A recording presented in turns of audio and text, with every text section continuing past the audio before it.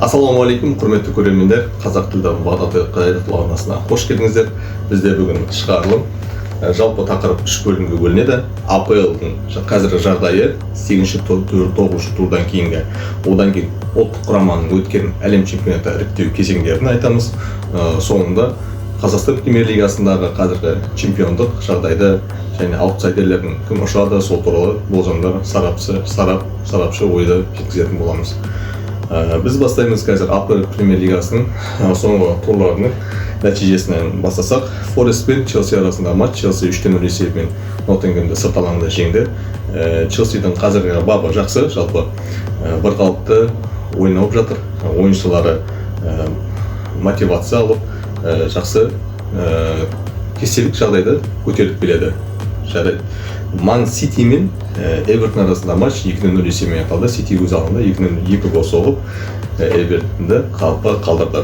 Жалпы Ман Сити өзінің кестелік жағдайда соңғы жаңалықтарды қуанышты ситиліктер үшін 2-ші орынға ие болды. Қазіргі соңғы кестеде тағы да маңызды матчтардың бірі бұл Фулхэм мен Арсенал арасында матч. Арсенал сырт алаңда Фулхэмді 0-1 есебімен қалпы қалдырды. Жалпы Артетаның командасы қазір өзінің чемпиондық амбициясына осы жазғы АПЛ премьер-лигасының жазғы ортасына дейінгі жағдайын жақсартып келеді.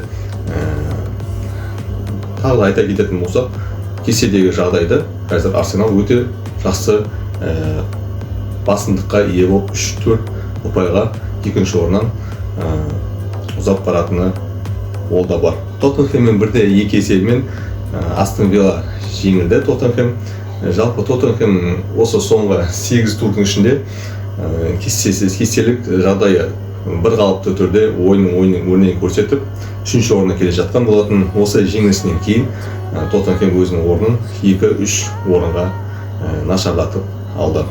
Ливерпуль мен Манчестер Юнайтед арасындағы матч 1-2 есебімен аяқталды. Яғни өкінішке орай Энфилдте Ливерпуль өзінің басымдығын қанша жерден басым болса да соңғы сүреңсіз 4 ойыны бұл ойынға да әсер еткен болатын. Жалпы Ливерпуль өзі антирекорд орнатып, 11 жыл бұрын бұндай 4 қатарынан барлық турнирлерді қосқан кездегі жеңілісті қайталап отқан жайы бар. Жалпы Манчестер Юнайтедтің бұл жеңісін құттықтаймыз. Бұл жерде Магуайрдың, Бруно Фернандештің және Рубен Аморимнің жаттықтырушының да еңбегі зор. Соңғы уақытта осы кестені айтатын кететін болсақ, фавориттер өзгерді. Арсенал қазір 19 ұпай, Манчестер Сити 16 ұпаймен 2-ші орынға шықты. Ал Ливерпуль болса, осы соңғы 3 жеңілісінен кейін 15 ұпаймен сол үштікке орын алып тұр. Соңғы орында барыңызға белгілі Вулверхэмптон командасы АПЛ-да алдағы уақытта да осы АПЛ-дың премьер-лигасын хабарлап отыратын боламыз. Әлем чемпионатының соңғы ұлттық құраманың соңғы 2 ойыны Лихтенштейн және Солтүстік Македония арасында өтті. Лихтенштейнді өз алаңында, орталық алаңда қабылдап, ұлттық құрама 4-0 есебімен басым түсті. Жалпы бұл ойын көбісі айтады, енді қатты маңызды емес деп жатыр ғой. Өйткені Лихтенштейннің құрамасы өздеріңіз білесіздер, жартылай кәсіби, жартылай жаңағы біреу бухгалтер болса, біреу теміржолшылар болатын болса, осындай құраммен қамтылған құрама. Жалпы оның халқы бір 30 мың көлемінде болады Лихтенштейн. Сол себепті ондай қатты аса маңызда ие болған жоқ. Ұтатынымызға сенімді болды ұлттық құрама. Және Тоттода 4-0 есебімен жігіттер жарады. Бұл келесі 2-ші матчты айтатын болсақ, сырт алаңда Солтүстік Македониямен кездесті ұлттық құрама.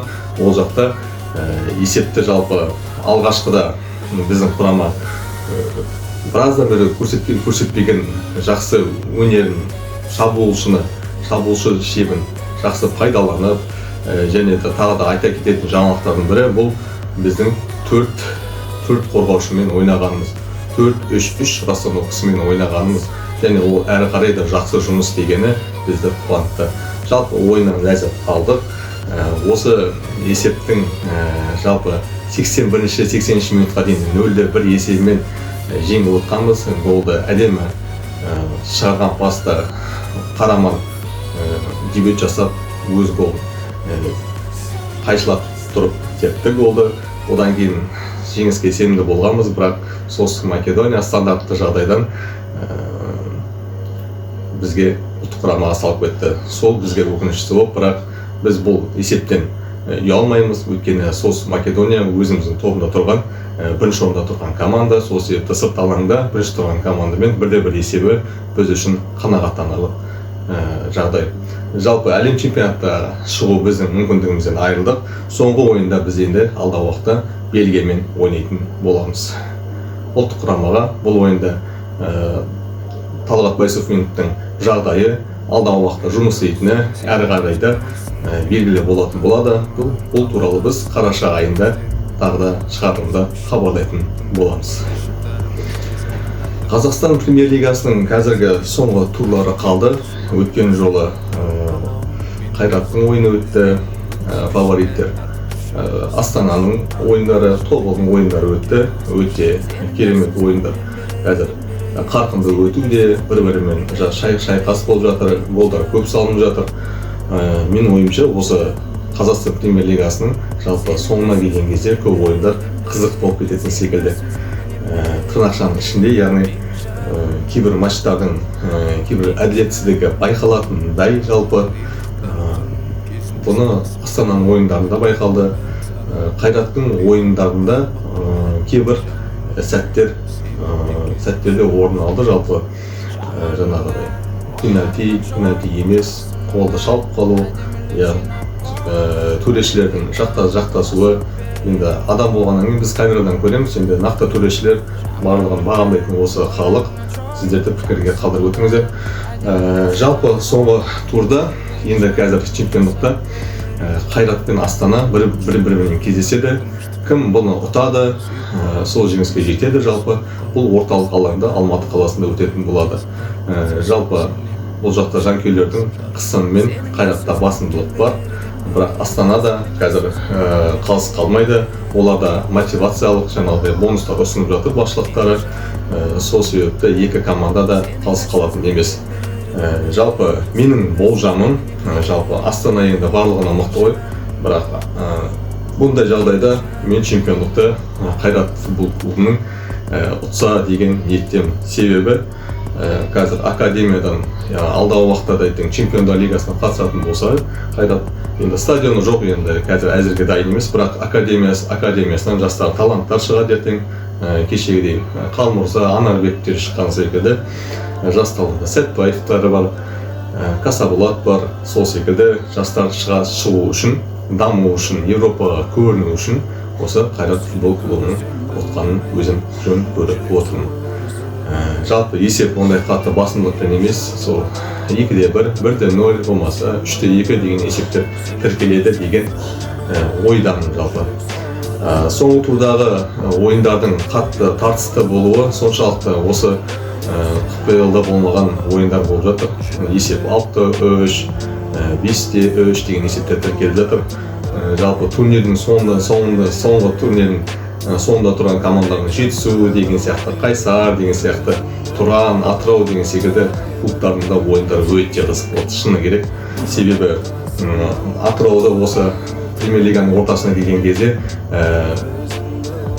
премьер-лигадан ұшады деген, бірақ Дидар Садықбектің қолдауымен футболды аман алып қалып, жаңағыдай голдарын тауып, легионерлерді әкеліп, бірақ Тұран өкінішке орай Түркістан Тұран осы бірінші премьер-лигаға аттанатын түрі бар секілді.